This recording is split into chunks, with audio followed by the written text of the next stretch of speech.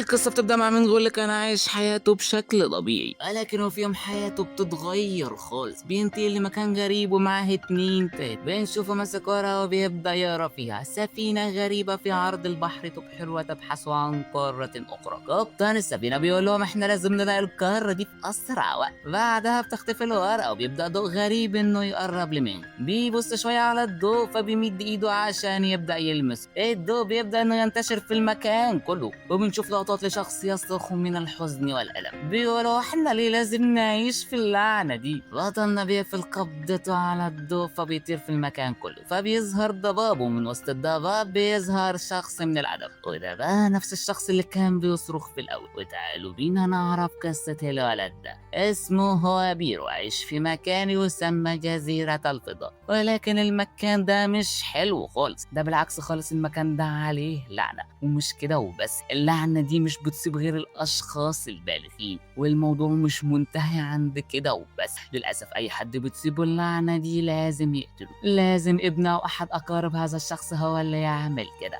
يعني تخيل تقتل والديك عشان لعنة. الموضوع مؤلم لدرجة تتخطى الحدود. بنشوف ست وهي باينة عليها متدمرة نفسيا، فبير بيسأل أمه هي الست دي مالها يا ماما. بتقول إنها مرت بأمر مؤلم، وهذا هو حال الجميع في هذا المكان الموحش. ولكن رغم اللعنة اللي هم فيها، بير كان عايش حياته مبسوط مع والديه، بيهزر ويضحك رغم المصايب اللي حواليه. ولكن الموضوع ده مش هيدوم للأبد. ففي يوم أهله كانوا خارجين في بعثة استكشافية، فبيودعوا وبينطلقوا في مهمتهم. بيوصلوا على المكان وبيبدأوا استكشاف، بيلاقوا بلورة دي بقى اللي كانوا بيستخدموها زمان في التضحيات. المزة دي تبقى الشيخة والمسؤولة عنهم وعن البعثة دي كلها. الراجل ده بيبدأ يكلم زميله ويقول له خد بالك عشان في شائعات بتقول إن الشيخة أكلت جوزها والبعثة اللي فاتت، والظاهر إنها وحش مش إنسان. ومرة واحدة بتظهر هنا غريبة بتبدأ تهاجم الشيخة، بتاخد بالها وبسرعة بتبدأ تتفادى الهجمات،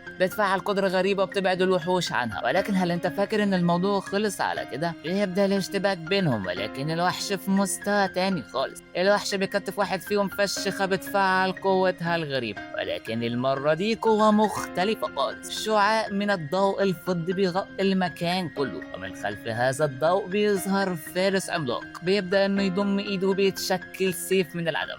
طاقة فتاكة بتملى المكان وبتبدأ إنها تمحي كل الوحوش اللي في المنطقة. بعدها بنشوف شخص يحتضر وبيطلب المساعدة. الشيخة بتقول لهم اللعنة انتقلت ليه ومش هنقدر نعمل له حاجة خلاص. بيسمعوا الكلام وبيمشوا، ولكن هي لسه واقفة مع المصاب ده، بيترجاها إنها تساعده وبيتوسل ليها. بتقول له ما تخافش أنا هساعدك، وبتمد ايده. من هنا عينك ما تشوف الا ايديها بتتحول لحاجة غريبة وبتبدأ تلتهم الراجل. فبترجع على المقر وبتقول للزعيم دول اللي اتصابوا معانا في المهبة، بيأمرهم انهم يجيبوا ابن الشخصين دول. على الناحية التانية بير كان قاعد بيدرس وبيفكر امتى امه وابوه هيرجعوا. الشيخة بتوصل على المكان وبتبدأ تسأل على بير مش بيبقى فاهم الشيخة عايزاه وبتسأل عليه، ولكن من بصتها بيعرف ان ابوه وامه حصل لهم حاجة. وفعلا بيتضح ان الناس اللي كانوا في القفص دول اب وام بير. الواد بيتصدم وبيبقى مش مصدق ان ابوه وامه اتحولوا لوحوش. بيقولوا له انه لازم يقتلهم بنفسه، ده مصيرك ومصيرنا كلنا. بيرفعوا سيوفهم احتراما لوالديه.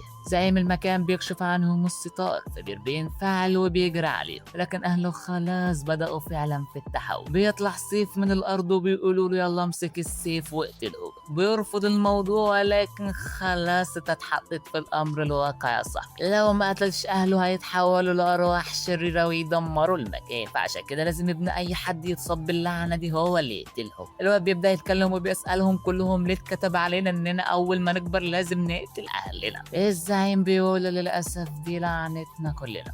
ابوه وامه بيبدا يتألموا قدامه فبيجري عليهم، بيبدا يكلمهم ولكن لا حياة لمن تنادي. الواد مش عارف يعمل ايه، فبيبدا ابوه انه يبص له بنظرات الحزن واليأس. بيقول له اعملها يا ابني. الواد بيبدا يعيط يا عيني، بيمسك السيف وهو كله تردد انه يعمل كده. ايده بترتعش وبيقول هو احنا ليه بيحصل معانا ده كله؟ ليه اللعنة دي مش عايزة تحل من علينا؟ يعني اول ما امسك سيف في حياتي اقتل بيهم ابويا وامي. الدموع بتبدا تنزل من عينيه بغزارة وبياخد القرار خلاص، وفعلا بيقتل الوالد وبيبقى متدمر نفسيا. الواد ماشي حرفيا بيدوب، بيروح على البيت وبيبدأ يصرخ من الألم، بدأ إن تحصل معجزة وتزيل اللعنة دي من عليه، وفعلا بتبدأ البلورة اللي قدامه لونها يتغير ويبقى لونها أحمر، وفجأة بينفجر الضوء في المكان كله، بيبدأ ينتقل لمكان غريب، وبنرجع للحظة اللي انتقل فيها للمكان ده في أول القصة. الشخص اللي قدامه بيقول له اختار قوتك واللي هتبقى هويتك فيما بعد، وبدون تفكير بيقول له أنا هختار الشمس. يا ترى هل بير هيقدر يغير حاجة بالقوة الجديدة اللي خدها دي؟ وإيه مصير مينغا وأصحابه اللي جوه المكان ده؟ فلو حابب تشوف الجزء التاني ما تنساش إن أنت تحط لي كومنت وتشترك في القناة وتفعل زر الجرس عشان تكون أول المستمعين للفيديو اللي هينزل إن شاء الله، وما تنساش تقول لي رأيك في الكومنتات.